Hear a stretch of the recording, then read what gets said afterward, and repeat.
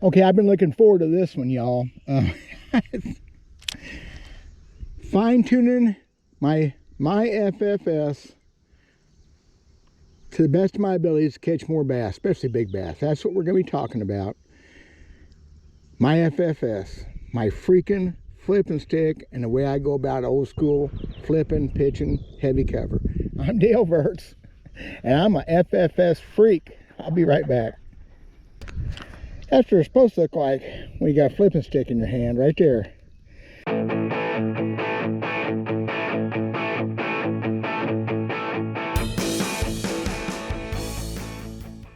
Again, a shout out to Mr. James Worldwide Watson for coming up with this FFS thing, my freaking flipping stick. Bet you that's not what he called it originally. I bet you it wasn't freaking at all. Anyway, it's my life when it comes to bass fishing. Still my favorite way, especially to catch big bass. And so many people don't do this anymore, don't do it the way I do it anyway. Maybe there's a reason for that. I got a viewer on my Facebook page asked me, tongue-in-cheek, to do a video on how I fine-tune my FFS. That's what we're here for. We're going to fine-tune. First off, I'm pitching and flipping when I'm in this kind of stuff, no doubt, because I can easily pitch a bait out to where I want, open water like that, and put it where I want, and work it a little bit. But probably 80% of the big bass I catch doing this come from actually flipping, the old-fashioned like that, laying the bait into the heavy cover, hopefully with the idea of putting it right on top of the fish's noggin where it has no choice but to bite. That's the whole trick to the flipping. Is you're trying to drop that bait vertically right on top of that fish's head without any noise going in, quiet as can be. All this fish knows is something just hit it on the head, and they have to bite. It doesn't always work. Matter of fact, sometimes it doesn't work at all. But when it does work, it's kind of magical. I'm doing that today. I just started just now. I've got 4 flipping sticks with 4 soft plastic baits of different degrees of size, weight. I think it's huge sometimes. Fall rate, that's part of fine-tuning your FFS. And also just getting through the cover. I've already had problems with this 3/8 ounce, or maybe it's a 1/4 ounce. I had a hard time getting to get through the cover. I've got a 1/2 ounce on one. I'll do whatever it takes to fine-tune and make this work. So if you are not fishing thick, heavy cover, this isn't going to be for you. This isn't something you're going to have to do. It is a thick cover deal. Thick cover can be this matted grass, lily pads, brush piles, boat docks. Now, it may not be thick, but getting around boat dock cables is not for the faint of heart. It takes a fairly heavy, fairly serious presentation, and that's what we're doing here. Fishing heavy line, heavy 7.5 and 8 foot rods. A flipping stick that says medium heavy just ain't a flipping stick. That's a swim bait rod or something to me.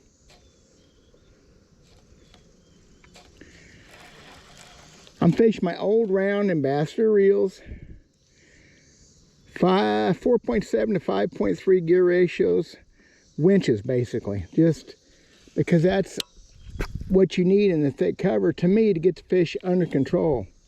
Same thing frogging, but anyway, I digress. That's nobody else is going to do that. I get it.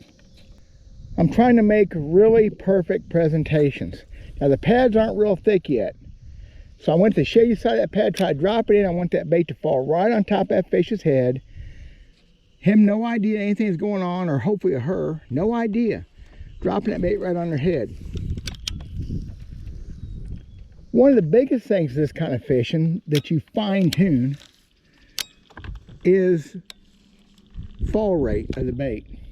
I'm only in a couple foot of water right now, and I think sometimes fall rate is still important. Sometimes a bait falling really fast is the key. Matter of fact, probably 3/4 of the time, a bait falling faster, even in shallow water, is more critical than anything else you do that day. Then color, bait itself, bait size, how fast it falls. Because again, we're trying to shock that fish into biting. Okay, we're not trying to be subtle, except for our approach is subtle, quiet. We're trying to drop that bait in, that fish has no choice but to bite it. And fast works that way. However, I have 3 different size weights on 4 different baits here because I'm gonna wait for that fish to kind of tell me. I'm gonna fish it, especially the open stuff. I'm gonna fish a little slower following baits sometimes. Once in a while, I may experiment. Same thing with the baits themselves. This is a brush hog style bait. I've got a 6-inch G-tail plastic worm. I've got another custom made creature type bait. It's like a old Mr. Twister. I don't remember what they even called it. It wasn't a sensation. Maybe it was a sensation. And I've got one of my own crawdad baits that I make just for a change up. Color, man, I'll switch off on color, especially if the bite's weird or if a bite changed during the day. Man, color is just your own thing, y'all. I know the hotter it gets, the more I like the electric blues, the glittery, the reds. I love a red worm in a hot summer sun. But that's just from years of jacking around and having certain luck on certain things and wanting to go back to them. This water's got a good stain. I only see about 1.5 feet. So darker baits are probably a little bit better. But again, if I drop that bait right on the fish's head like I plan to, it won't matter. The fish didn't really get a chance to look at it. That thing comes in, it flops in front of its face, and it opens its mouth up and inhales it. That's the perfect scenario. Sometimes it don't happen. When the pad's a little bit thicker than this, it's better because there's more specific targets, holes to hit and such. Right now, I'm just kind of hitting the shady side of some bigger pads, some clumps of pads, but they're not really. Another 2 weeks from now, it'll really get stiff in here, and you can work it out better. So when I'm fine-tuning this technique, I'm thinking about water color, water depth, how fast my bait falls, so how heavy my weight is, and I'm thinking about being stealthy. That being said, let me tell you how many times when these pads get so thick you cannot maneuver in them. You have to just run wide open, beat your way through them, and stop the boat, then fish. I mean, cutting pads up, making noise, all that. You would think every fish in the planet would leave. How many times I've stopped the boat after cutting a swath for 10 or 20 foot. Very first cast, presentation 10 foot away, I've caught a bass, big bass. Really weird what doesn't spook fish sometimes.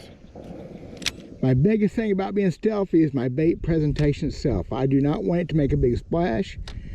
I want it to hit the water very softly and take that vertical drop straight down that pocket, whether it be in the grass, behind a boat dock, whatever. I want it to fall vertically to that fish and hopefully surprise it. And that's the way it works when you're doing the flipping thing. So in an ideal situation, when this is working the way it works best, and the fish are kind of cooperating, you put the bait in the hole, you let it fall to the bottom. Ultimately, the bass has already got it, first time down. And some of the biggest bass you catch will hit on an initial fall.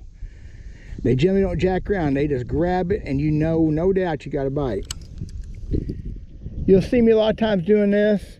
That's all I do for a good part of the day, is let the bait hit the bottom, pick it up once or twice, and pull it back out like that, and make another presentation. I'm trying to shock the fish into biting. I'm trying to cover water, because there's a lot of stuff to look at here if I have to fish it real slow. But when that quits working, or when that doesn't work, is when you got to think about what you're doing with that bait once it's in there. And that means a little more finesse approach once it's in there. And shaking it, jiggling it. Geet Hibben used to do these little 3-inch drops up and down, over and over and over. He was a master at that. And I've done that with some success, but never what he did. I'll use weights for this from, quarter ounce. It's probably fairly light. In true flipping and pitching conditions, 1/4 ounce is pretty light. 1/2 ounce starting to get heavy though. Probably more 3/8 ounce than anything else over the years. But I've got them all whipped. I got some those 1 ounce titanium, which I flipped with, but that's more of a punching deal. And punching is a whole nother technique. Same tackle, same kind of areas. That's a whole nother thing than flipping. My worm hooks in this situation, depending on what bait I'm throwing, sometimes a 3/0 in a creature style bait. This would be a 4/0 with this 6-inch G-tail plastic worm. All the way up to about 7/0, which is a deal when the fishing gets real serious here. Next few weeks, I go to the 10-inch worm, which is about my favorite. Heavy cover, pitch and flipping bait with my FFS. When I'm throwing a 10-inch worm, things are getting serious. Now, or 12-inch worm even. Now, I do fish a jig in this stuff sometimes. When the bass are busting brim and heavy cover in these pads and grass, but they won't bite a standard flipping deal because they're too high up, I'll put a blue jig on, blue and purple jig, and I don't really swim it as much. I guess that's what I'm doing, but I'm swimming it. I'm pitching, flipping in, I'm bringing it back up real quick and swimming it underneath the pads, and I do it over and over by keeping a foot or two underneath the pads. It works a couple times a year, and when they're hitting that way, it's pretty awesome. Other than that, a jig does not come through this stuff as well as the soft plastic bait, so I don't do as much. Much I love my jigs, I'm gonna stick with soft plastic. Now, if you're new to flipping, never done it before, or struggling with flipping, actual flipping, one thing you're probably doing is trying to put too much line out. Flipping is a up close and personal thing. Pitching a little bit further out. I don't think I'm even 5'7.5" anymore. I think I've shrunk below that. Don't have long arms. So a 10-foot flip for me is probably about normal. I guarantee a 12-foot's getting to be a little bit far, depending on how deep the water is. But you pick up enough line to be comfortable. You can swing the bait back, swing it out, let go, and be where you want. If you got a bunch of line left over like this, you probably had too much line out to start with. It puts you out of control. This is up close and personal. Swing the bait out, old-fashioned tool dipping. Don't get shook up trying to pitch or flip too far. Pitching 15, 20 foot. If I want to pitch a bait out, I want to go out there you go. That's how you get that done. And that's fine. But when I'm actually flipping, my fine-tuning my FFS, I'm going to keep the bait close, about 10 foot. That's about where I'm going to be.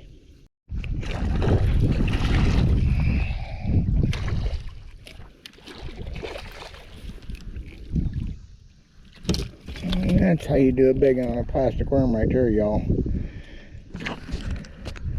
That's what it's supposed to look like when you got a flipping stick in your hand, right there. Think of that. Goodness gracious.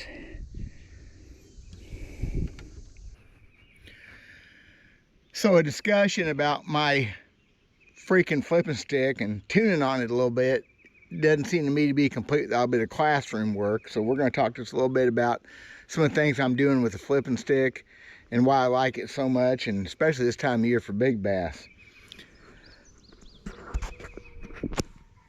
I flip mostly soft plastics in the summertime. The one time I will stick with a jig is in pretty dirty water, pretty stained water, so pretty shallow. And guys, I'm gonna tell you a secret. A dark color jig, of course, in dirty water is important. I like blue. I'll do a story someday about that. A solid blue or blue and purple jig with a electric blue trailer or a black trailer. I don't like black and blue as much, but dark color. But the blue has been magic for me over the years. Other than that, soft plastic stuff. The big bass yesterday came on this that G-tail. They are by far my overall favorite flipping baits. These are, I mean, that's an old Southern Plastics one right there. This one here is a custom poured one I had made a few years ago. The man didn't make them anymore. There's several companies have made them recently. I don't know if anybody's making them right now or not. Luckily, I have hundreds of them. I was looking trying to find a mold. I can't find a mold to make them. I've got enough to last me probably the rest of my life. It's a 6-inch sickle tail, G-tail. Original, it was a gator tail back, made in Florida back years ago. I'd love to have that mold. I think I know the guy that's got it. Terry Scroggin's supposed to have it. That's not going to ever happen. I do creature baits, like a crawdad that I make. And my favorite coming up here directly is going to be that big 10-inch or 12-inch plastic worm. No particular brand. That's a brand. That's a bitters bait, which is not the best, but I catch a lot of fish on them.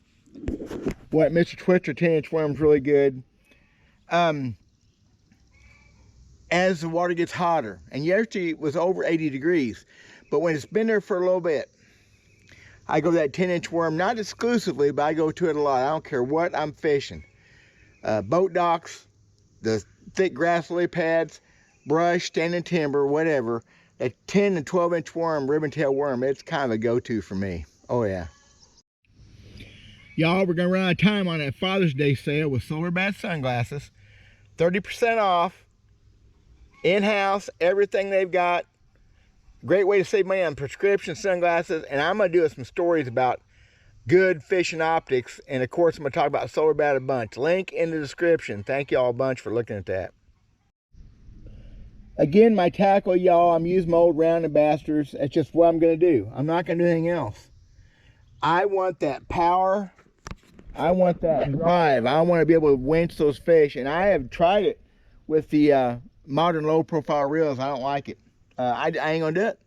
I'm not trying to tell you guys to go to those. I'm just telling you that's why I use them. They're heavy, hard on the wrist, whatever. I'm just gonna keep on using them. I am using, when possible, which is most of the time, I'm using 50-pound braided line. I don't care what brand. This is Power Pro, I think, mostly. I don't have a brand preference. I just don't feel like, if you're truly flipping, if I'm not getting that point across to you, I'm not doing something right. Truly flipping the bait, the fish don't see the line anyway. If you're going down a bank, pitching to open water, even specific targets, and you're working the bait back, yeah, maybe something a little bit lighter, and I'm not going to go less than 20 pound. There's no way in the world I'm going less than 20-pound line on a flipping setup. I just ain't going to do it. Rod-wise, 7.5 and 8 footers. I like my Dobbins mostly. This white rod, that's one of those Boyd Duckett rods. I don't know much about Boyd Duckett. He kind of seems like a butt to me, but that's beside the point. However, this rod is a horrible flipping rod because it's got some stupid micro guides. Oh my gosh, who come up with that idea? I don't get the micro guide thing anyway, but especially with braid, it is just a nasty, noisy, hard to do mess. Okay, I'll never do that again. I've got 2 of these rods. I got one, a crankbait rod, which is a little bit better, but not much. Man, I mean, just a horrible for the way I fish. For you modern guys, young guys, maybe so. There's the other bait I was throwing yesterday. Is a brush hog style, with the tails dipped in chartreuse. I like to do that this time of the year. You know, colors, guys. Color just, obviously there's a mix of colors there.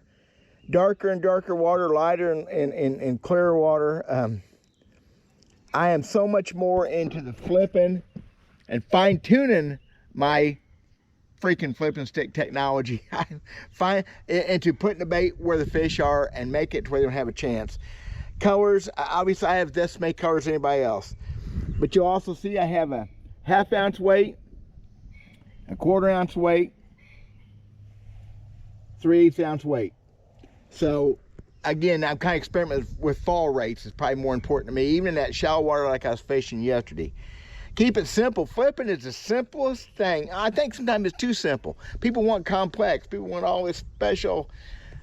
No. Real FFS, the real FFS, my FFS is keep it simple, keep your mind in the game, and making those really perfect little presentations that catch big bass. I had one more 4-pounder yesterday. My GoPro, of course, whatever. only flipped about an hour and a half yesterday, y'all. It wasn't the best day for it. I always got things to do. It's just horrible. Hope you get something out of this. Fine-tuning my FFS, maybe different, fine-tuning your FFS, and maybe you don't even do that. Let me know. Do you flip? Are you old guy that flips still, or have you give up on it? Are you new guy that's never even heard of or tried it? Because pitching is not flipping, and that's how I do it. God bless you guys. We'll talk at you later.